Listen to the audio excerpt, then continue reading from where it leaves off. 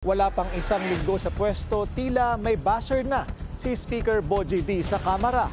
Para kasi kay Cavite Congressman Kiko Barzaga, walang pinagkaiba si D sa dating Speaker na si Martin Romualdez.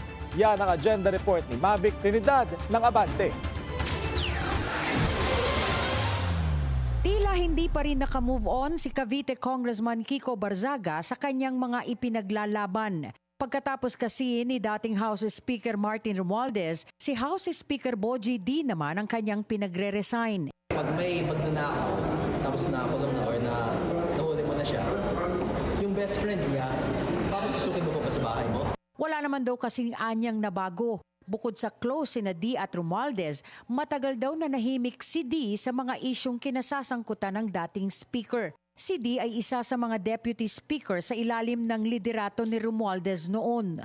When the flood control issue erupted, Speaker Bogie D, who was deputy speaker during the time, has been very silent about all the criticisms involving Romualdez and Saldico. So there's a very big possibility that he will also be involved that he's also involved in the issues involving the previous, not in the previous budget, but in the issues involving the protection of Saldico and Romualdez.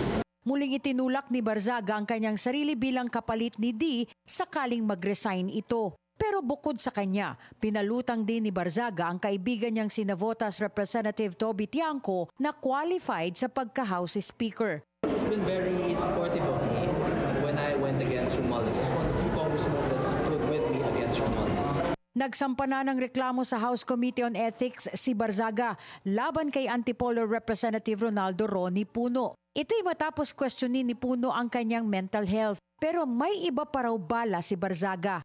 Mental health is a very, especially considering calling someone unwell, mental health is a very sensitive topic and it's also one that one cannot speak on without the necessary professional ability to discern a person. Nanindigan si Barzaga na hindi siya titigil na mapababa muli ang leader ng Kamara. Hindi man siya ang maupo, titiyakin daw niyang ang susunod na speaker ay hindi korap at hindi kasabwat ni Romualdez. Para sa agenda, Mavic Trinidad, Abante.